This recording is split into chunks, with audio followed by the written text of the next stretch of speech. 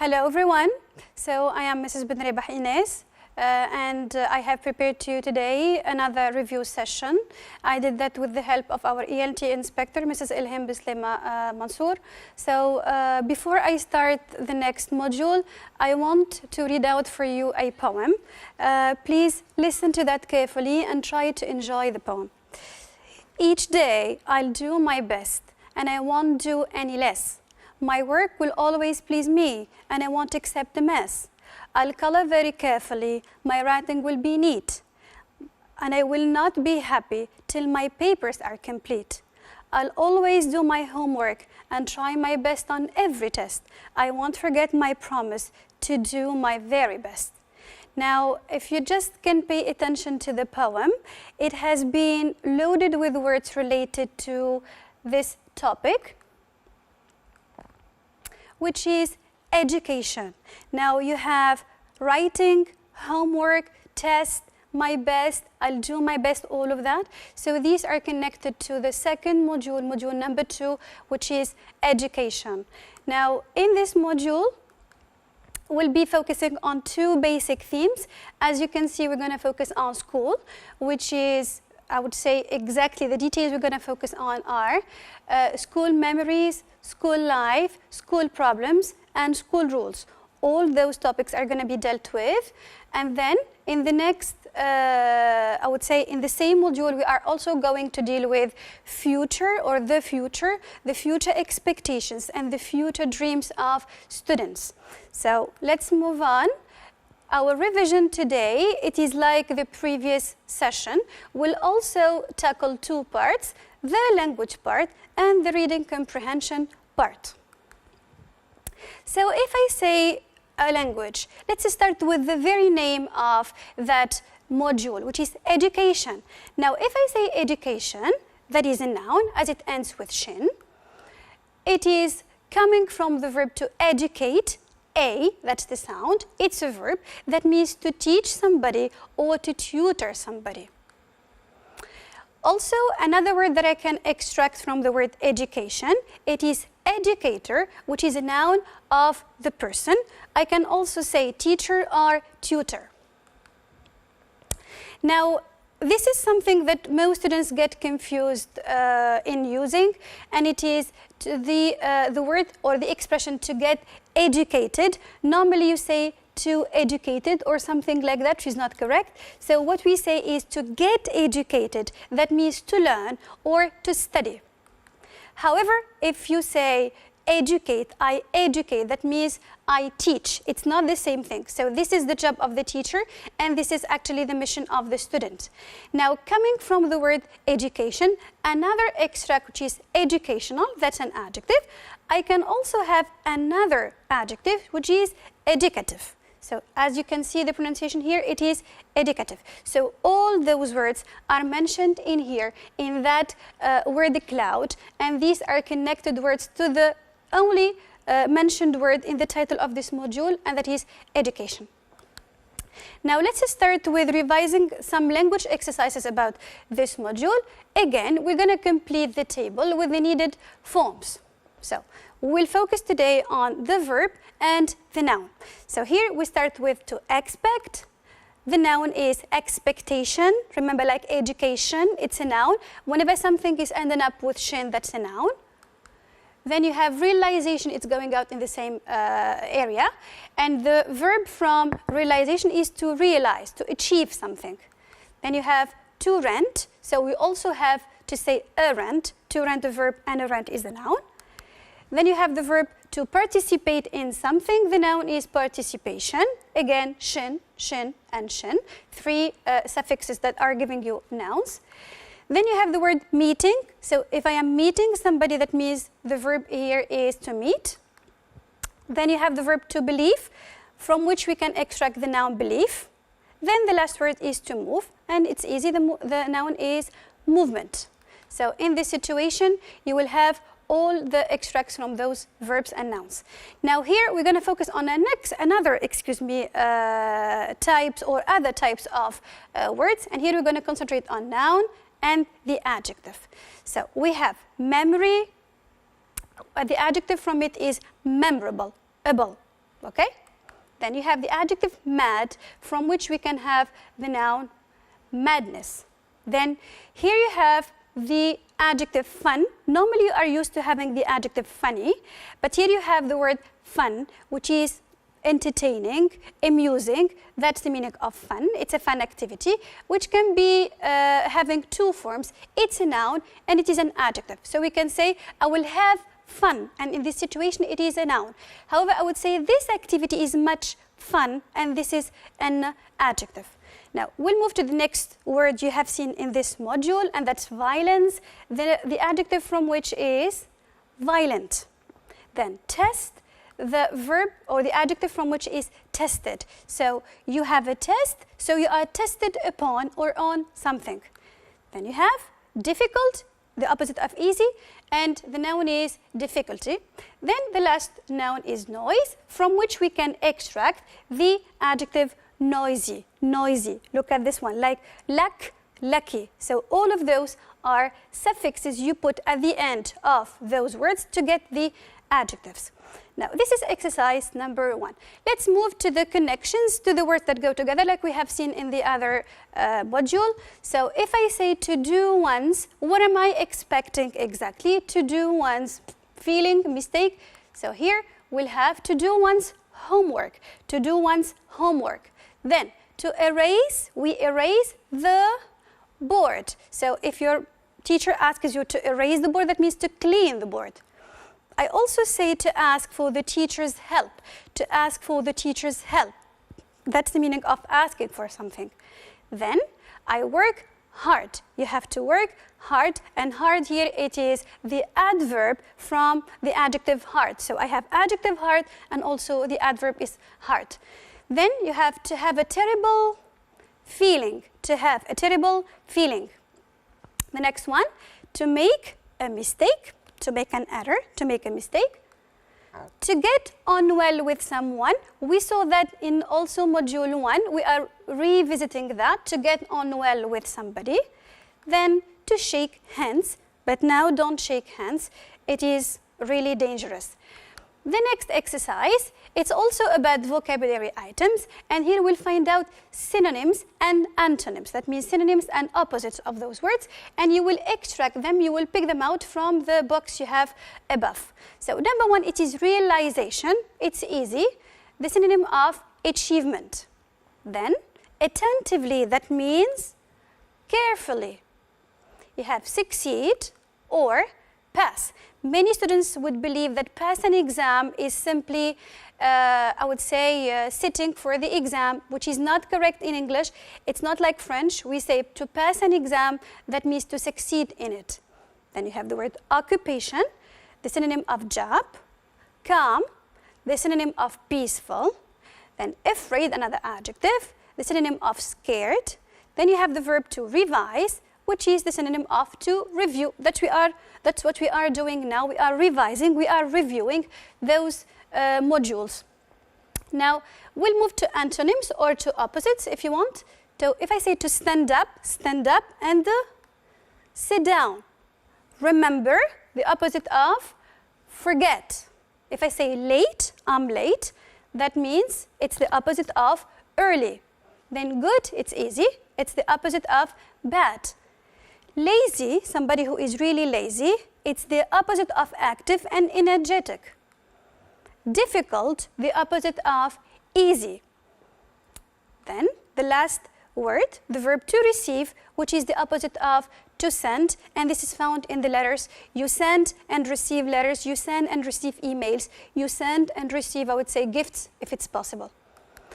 Now, we'll move now to the grammar parts in that module, and there is a much concentration on tenses. So basically, you have 3 tenses actually that we need to revise: the past tense, the present tense, and the future tense. Now, let's have the example in here. So, I looked at bags in the park. I looked, that is a past verb.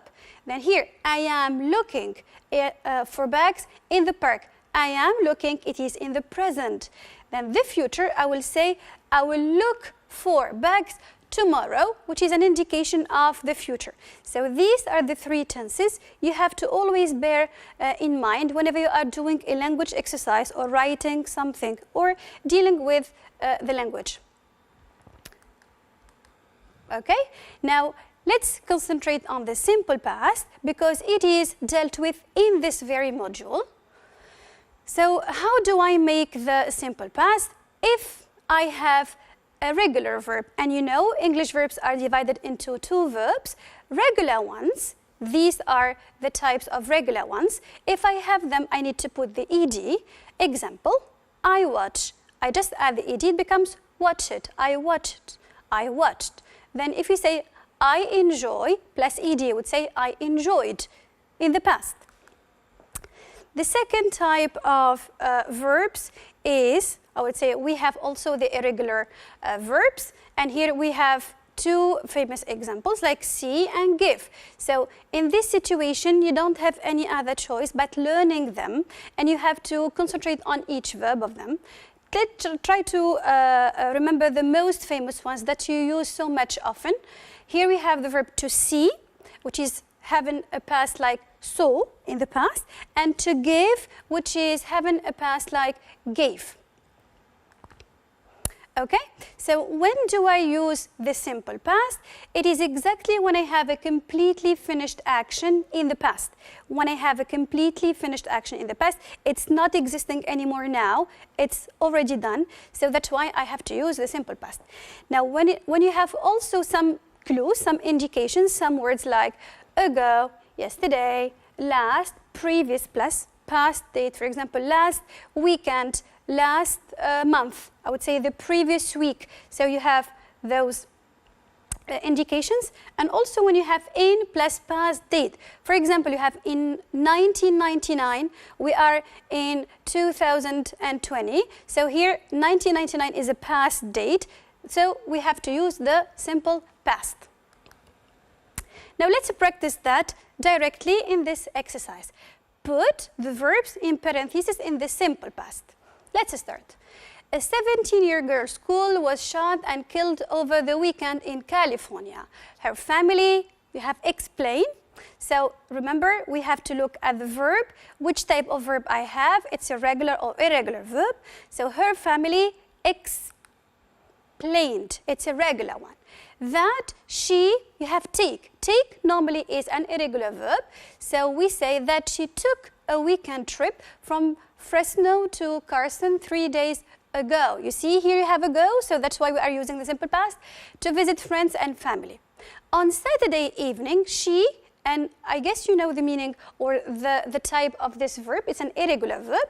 So you have to say she went to a night watch in a friend's house and was outside with others when somebody shoot.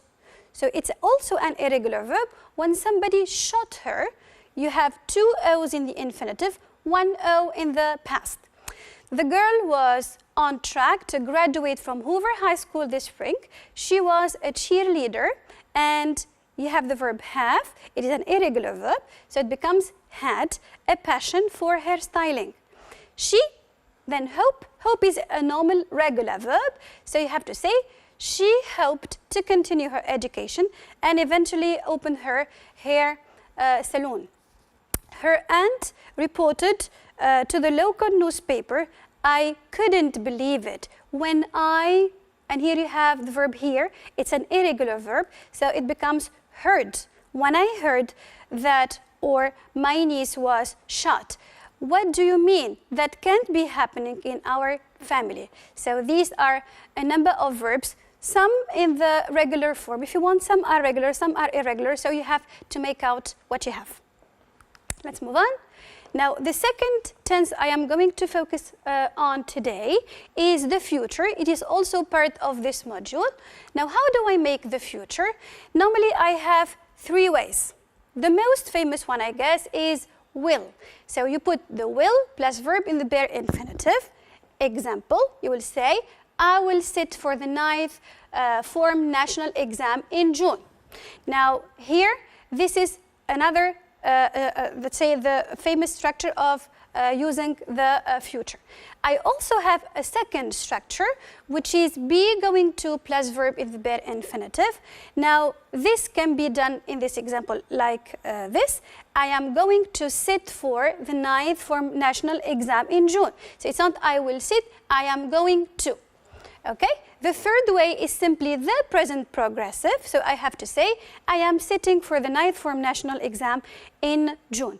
Now, the difference between the three ways of expressing the future is that one is not sure, if you want, or the other one is much more precise than the one which is not that precise.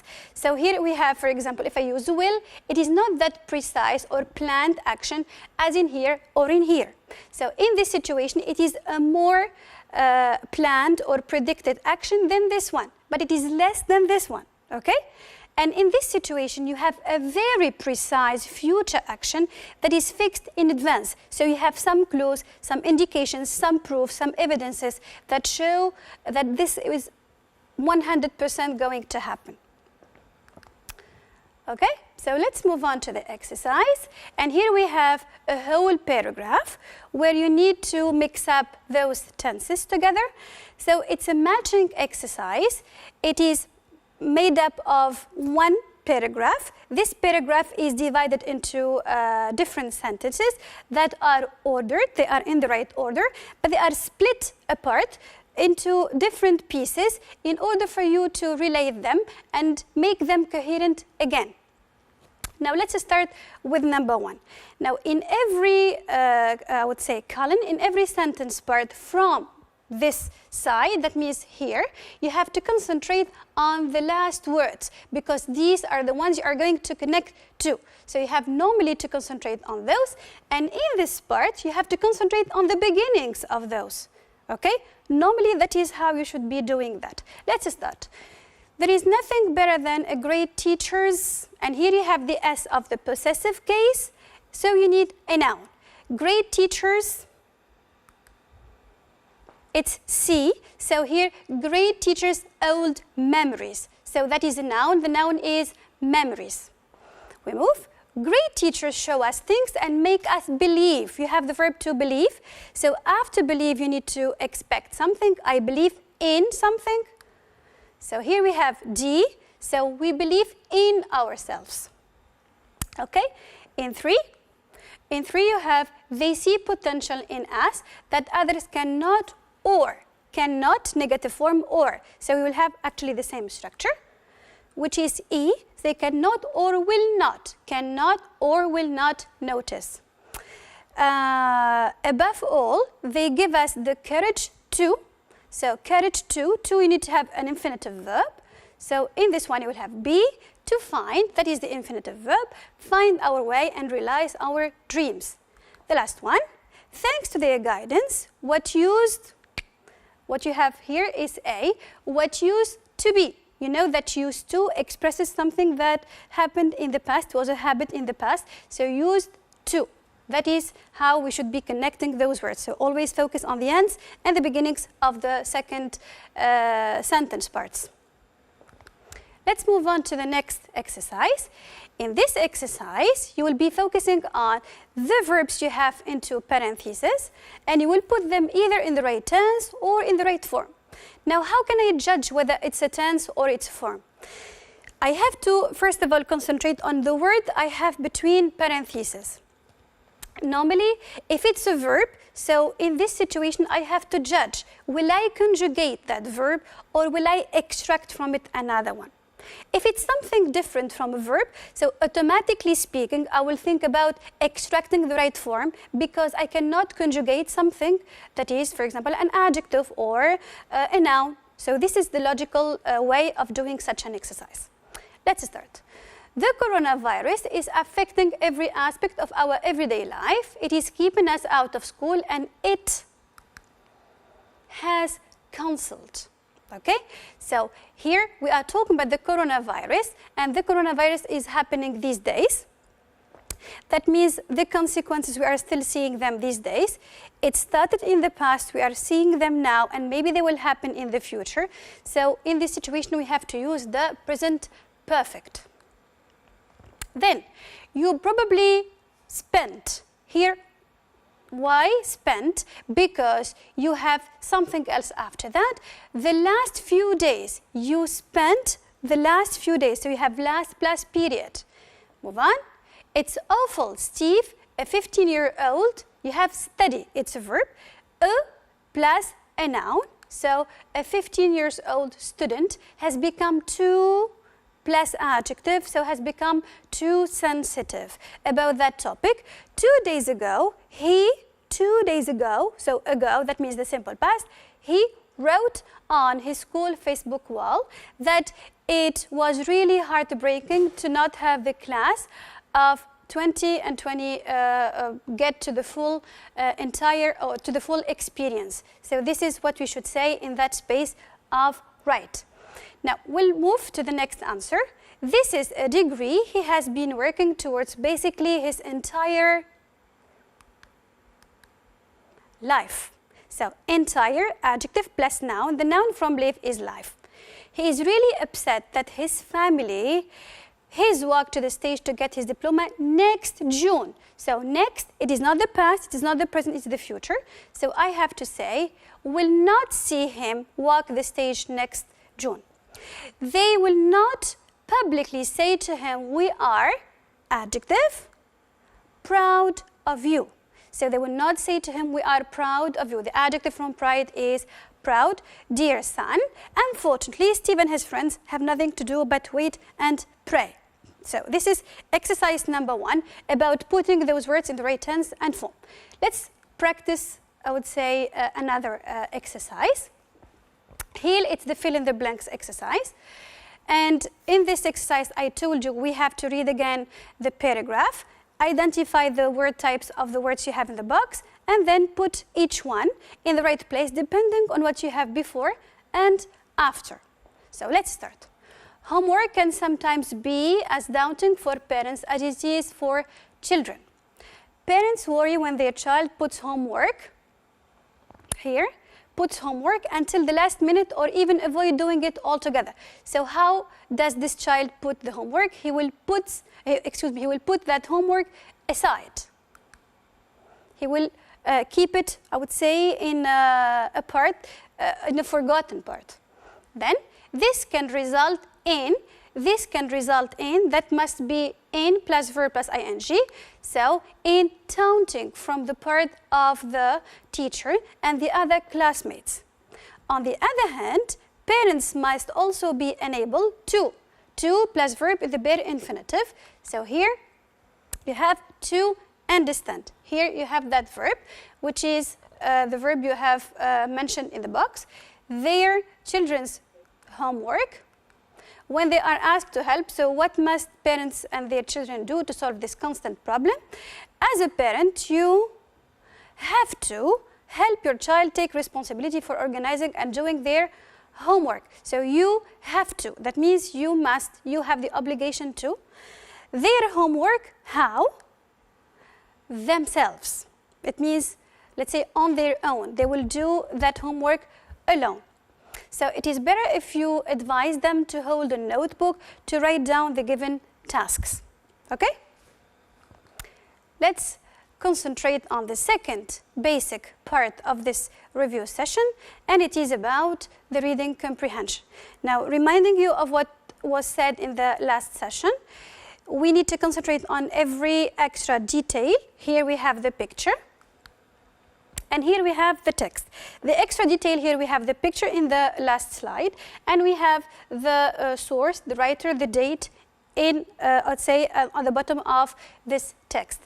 Now, if I have a text like that, I'm reminding you I have to be reading it all to get the main idea, then go back to the questions, then go back to the text again to pick out the details and answers I need.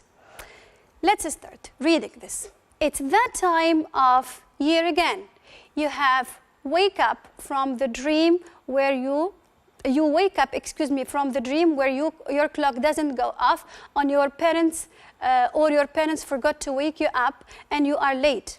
You know what I'm referring to, the first day of school, when holidays are over and you should go back to school again. Every year, all students have mixed feelings of excitement and fear about that day. Thank God it's never as bad as it is in your dreams. You probably know that saying you only have one chance to make a first impression, well, you only got one first day of school. Of course, if you don't do well on the first day, that does not mean you should quit school. Here are a few tips to help make a good first impression on that first day. Guess what? First, go out and buy a first day of school outfit. Nothing wrong with wearing something new for the first day. Second, be prepared. It is the little things, your pens, your shirt buttons, even your shoelaces. Third, rules or norms must be respected, especially on the first day. Finally, have a plan for the day. You can meet with your last year's schoolmates and set a plan of how you predict your first day to be like. The first day of school finally ends and the rest of the year lies before you. Don't worry if you didn't get it right the first day. You still have many more days ahead of you to improve. Okay, so this is our text. Let's carry on with the questions.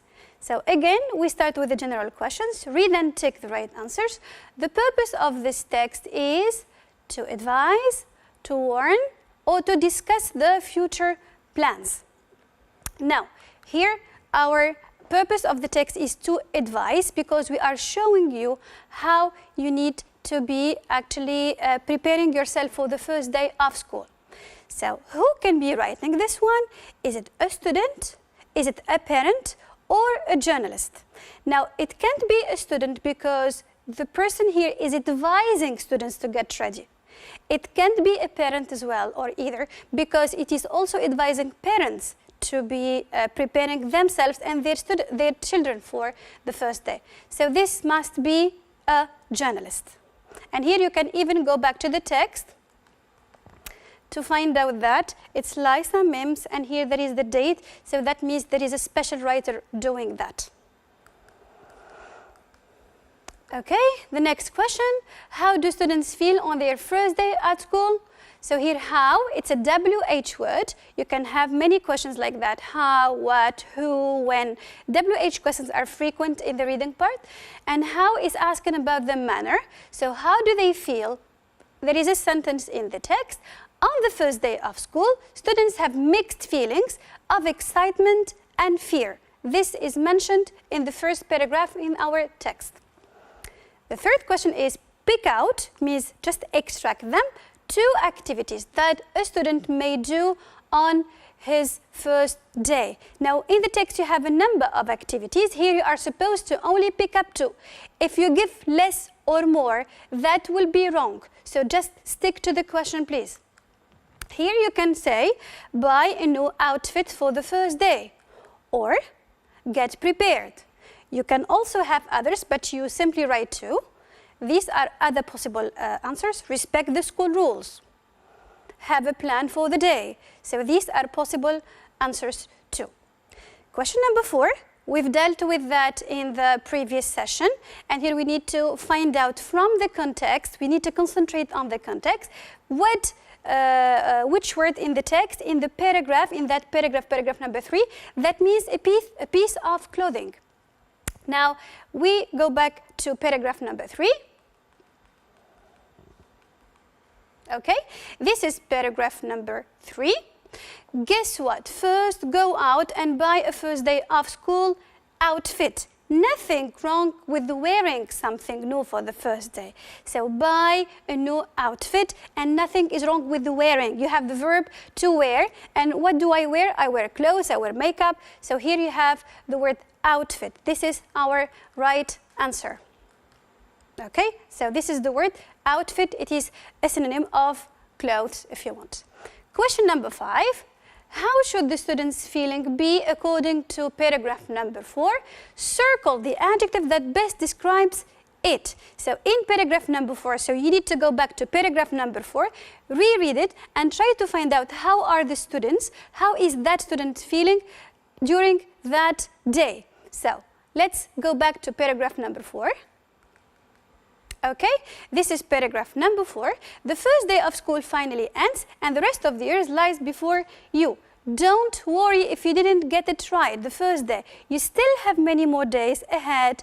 If you want, you need or you can improve. So here we are giving up we are giving a message of hope. We are conveying a message of hope. So normally the speaker here, the person who is expressing his feelings, he is expressing actually feelings of hope. So he is hopeful. He's not worried and he's not desperate, which is the opposite of hopeful.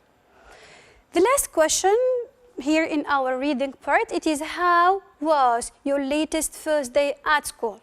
Now, you have been studying for actually 9 years now, so you have been experiencing the first day of school 9 times at least, if you want. So this is a type of personal questions. It is asking you about how was your day? It means the way it was. So I would say anything. I would say it was great, it was wonderful. You can describe your feelings for the latest day. It's exactly about this year, this coming back to school. It means in 2020, coming back to school. So describe your feelings. Maybe you were scared, maybe you were happy, maybe you were excited, maybe you don't want to leave prep school, maybe you are the other way, excited to leave prep school and go to high school, so we will meet older people, other teachers. So here it's a personal answer. You can say anything. It must be logical, correct, and I would say coherent with what happened to you in the latest day at school. So we have finished the second part. Thank you for watching, and let's meet again in the next review session. Goodbye.